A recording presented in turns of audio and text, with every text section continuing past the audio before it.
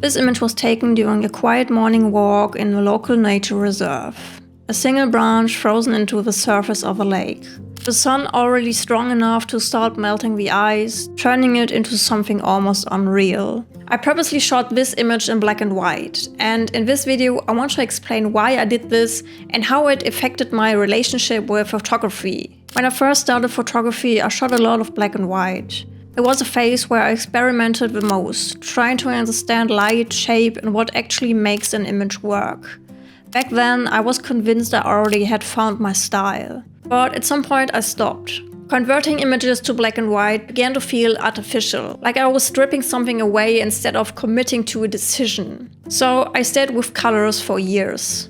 That changed when I got my Fujifilm X100F. Being able to select a black and white film simulation before pressing the shutter changed my mindset completely. It felt closer to shooting film, making the decision up front, not after the fact. And suddenly I remembered why I fell in love with black and white in the first place. It's photography reduced to its essentials. Light and shadow, texture and contrast, nothing left to distract the eye. So I gave myself a simple challenge. A slow walk through a nearby nature reserve. One camera, black and white only.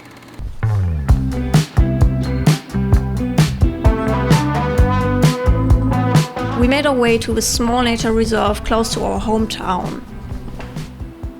This was the first image of the day. A frozen puddle cracked beneath my steps. It's simple and unplanned, but I love how black and white emphasizes the fractures in the eyes.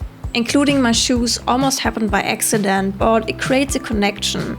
Proof that I interacted with this moment, not just observed it. As we entered the reserve, the sunlight filtered through bare branches, casting shadows onto the path. The scene immediately caught my attention. Looking at it now, the composition feels too busy. A reminder that seeing light isn't enough, you still have to shape it. Here I try to capture the sun breaking through the trees. But again, the amount of detail overwhelms the frame. Black and white doesn't forgive clutter, it kinda makes it louder. I also had a little side quest going on. We initially wanted to look out for some interesting birds on this walk, so I brought my telelens to try and capture some of them.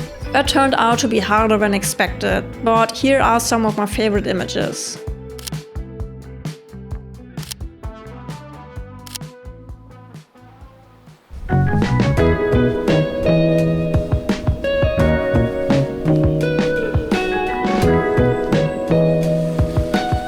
We came across a small waterfall, calm, quiet, and almost hidden.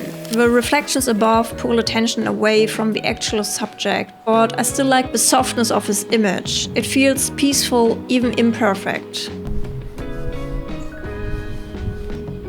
This time I leaned into the chaos. Sunlight bouncing across ice and water, textures overlapping, nothing clearly defined. It's visually demanding, maybe too much, but it tells a story of movement and contrast. Before we continue with this walk, here's what committing to black and white immediately changes, and why this challenge might be worth trying yourself. You start seeing light before subjects. Busy frames become obvious. Contrast matters more than content. And weak compositions can't hide behind color. So this walk wasn't really about getting good photos, but more about training the eye again.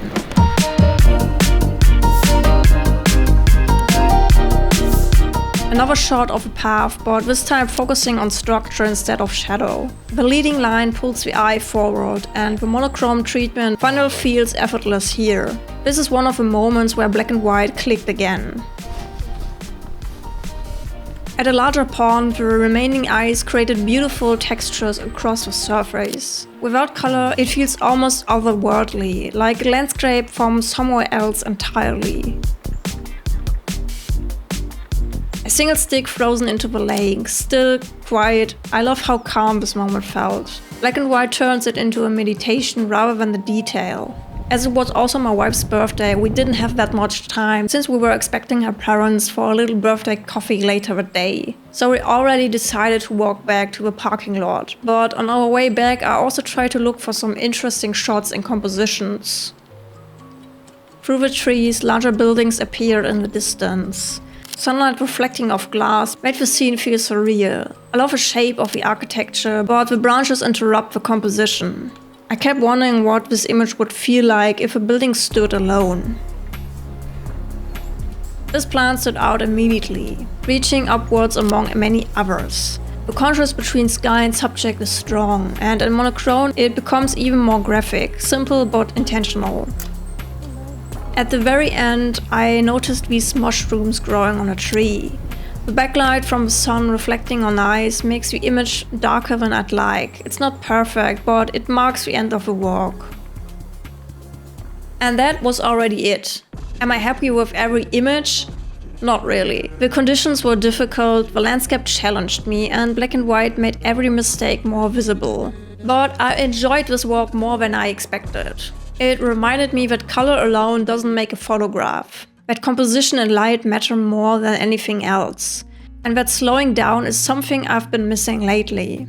Shooting black and white brought me back to why I started photography in the first place. Not to chase perfect images, but to translate how a moment feels.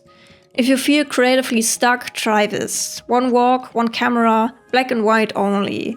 Not to create perfect images, but to relearn how it feels to really see. And for me, this walk felt like coming back to the beginning. And for now, that's reason enough to keep going. Thank you so much for watching, and I will see you in the next video.